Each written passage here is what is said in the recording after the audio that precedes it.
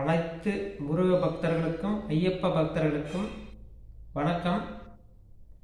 இது ஒரு முக்கியமான பதிவு. நம்ம பக்தர்களுக்கு என்னன்னா, நம்ம மாலை அணிவித்து முழு மண்டலம் 48 நாள் போடுறவங்க இருக்கிறாங்க, அரை மண்டலம் போடுறவங்க இருக்கிறாங்க, கால் மண்டலம் போட்டு நம்ம சுவாமி அங்கே தரிசிக்கிறதுக்கு போகிறோம். இது எதுக்காக இந்த மாலை அணிவிக்கிறோன்னா, மாலை அணிவிப்பதனால நம்ம 24 மணி நேரம் நிலையான நினைவில் இருக்கிறதுக்கு இது ரொம்ப உபயோகமாக இருக்குது.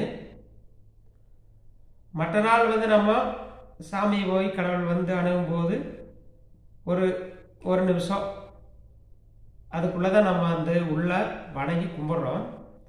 இது அணிவிக்கிறோம் என்னங்கன்னா, 24 மணி நேரம் நம்ம முருகருக்கு அணிவிக்கிறோன்னா, முருகரே நம்மளுக்குள்ள எப்பவும் குடியிருக்கிறார். பேசுறது அவர் தான், எல்லா வேலையும் செய்கிறது அவர் தாங்கிறது நிலையான நினைவுக்கு நம்ம கொண்டு வரணும். ஆனால் நம்ம இப்போ என்ன பண்ணிட்டு இருக்கிறோன்னா, நிறைய பேர் இதில் ஒரு ஜாலியாக ஒரு பந்தாவுக்காக கூட சொல்லலாம், அந்த மாதிரி மாலை அணிவிச்சுட்டு இருக்கிறாங்க. அது ரொம்ப தவறு. நம்ம அவர் உள்ள வச்சுக்கிறதுக்காக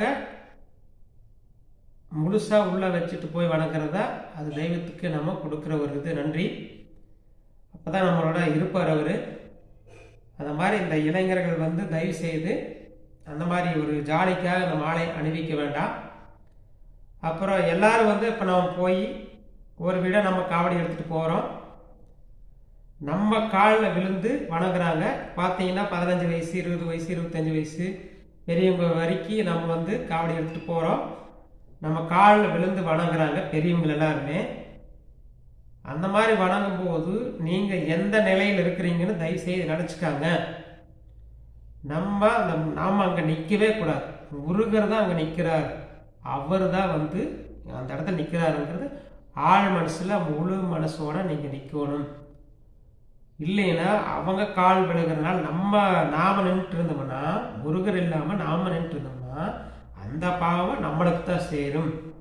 அதனால் பக்தர்களை புரிஞ்சு கொண்டு நீங்கள் முருகர் ஃபுல்லாக வச்சுட்டு, நீங்கள் ஐயப்பனுக்கு மாலை ஓட்டுத்தீங்கன்னா ஐயப்பன், முருகனுக்கு மாலை ஓட்டுறதுக்கு முருகன், எந்த மாதிரி நினைக்கிறீங்களோ எதை நீங்கள் வழிபடுறீங்களோ அந்த கடவுள் முழு மனசோடு அங்கே நிற்கிற மாதிரி உள்ளுக்குள்ள ஒரு பாவனை கொண்டு வந்துருங்க. முழுசாக அவர் கொண்டு வரும்போது தான் அவருடைய அருள் அங்கே இருக்கும். தயவுசெய்து புரிஞ்சுக்காங்க. நிறைய பேர் தவறுகள் என்ன பண்ணுறாங்கன்னா, நம்ம ஒரு இடத்துல இப்போ என்னுடைய காவடி குழு பெயர் சொல்லிக்கிறேன். நான் மாலை அணிவிச்சுக்கிறது பார்த்தீங்கன்னா செண்பகப்புதூர்